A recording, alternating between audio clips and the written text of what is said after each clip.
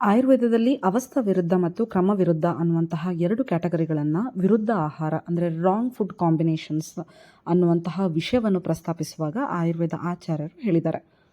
ಹಾಗಿದ್ರೆ ಇವತ್ತಿನ ಈ ಸಂಚಿಕೆಯಲ್ಲಿ ನಾವು ಅವಸ್ಥಾ ವಿರುದ್ಧ ಅಂದರೆ ಏನು ಹಾಗೂ ಕ್ರಮ ವಿರುದ್ಧ ಅಂದರೆ ಏನು ಅಂತ ತಿಳ್ಕೊಳ್ಳೋಣ. ಅವಸ್ಥಾ ವಿರುದ್ಧ ಅಂದರೆ ಯಾವ ವ್ಯಕ್ತಿ ತನ್ನ ದೈಹಿಕ ಶ್ರಮದ ಮೂಲಕ ಬಳಲಿರ್ತಾನೆ, ಅತಿಯಾಗಿ ವ್ಯಾಯಾಮ ಮಾಡ್ತಾ ಇರ್ತಾನೆ, ಅತಿಯಾಗಿ ಶ್ರಮವಹಿಸಿ ಕೆಲಸ ಮಾಡ್ತಾ ಇರ್ತಾನೆ, ಅವರಿಗೆ ನಾವು ವಾತವರ್ಧಕ, ವಾತದೋಷ ವೃದ್ಧಿ ಆಗುವಂತಹ, ವಾತದೋಷ ಪ್ರಕೋಪ ಆಗುವಂತಹ ಆಹಾರ ಪದಾರ್ಥಗಳಾದಂತಹ ಡ್ರೈ, ನಮ್ಮ ಬಾಡಿಗೆ ಡ್ರೈನೆಸ್ನ ಉಂಟು ಮಾಡುವಂತಹ ಆಹಾರ ಪದಾರ್ಥಗಳನ್ನು ನಾವು ಕೊಡಬಾರ್ದು. ಹಾಗೆಯೇ ಯಾವ ವ್ಯಕ್ತಿ ನಿದ್ರಾಲು ಅಂದರೆ ಅತಿಯಾಗಿ ನಿದ್ದೆ ಮಾಡ್ತಾ ಇರ್ತಾನೆ, ಆಲಸಿ ಆಗಿರ್ತಾರೆ, ಅವರಿಗೆ ನಾವು ಕಫವರ್ಧಕ, ಕಫವನ್ನು ವೃದ್ಧಿ ಮಾಡುವಂತಹ, ಕಫದೋಷವನ್ನು ಪ್ರಕೋಪ ಮಾಡುವಂತಹ ಆಹಾರ ಪದಾರ್ಥಗಳನ್ನು ನಾವು ಕೊಡಬಾರ್ದು. ಇದು ಅವಸ್ಥಾ ವಿರುದ್ಧ ಆಗುತ್ತೆ. ಹಾಗಿದ್ರೆ ಯಾವ ಆಹಾರಗಳು ವಾತದೋಷವನ್ನು ವೃದ್ಧಿ ಮಾಡುತ್ತೆ, ಯಾವುದು ಆಹಾರಗಳು ಕಫದೋಷವನ್ನು ವೃದ್ಧಿ ಮಾಡುತ್ತೆ ಅನ್ನುವಂತಹ ವಿಷಯಗಳು ಬೇಕಾಗಿದ್ದಲ್ಲಿ ಕಾಮೆಂಟ್ ಬಾಕ್ಸಲ್ಲಿ ಪ್ಲೀಸ್ ಮೆನ್ಷನ್ ಮಾಡಿ.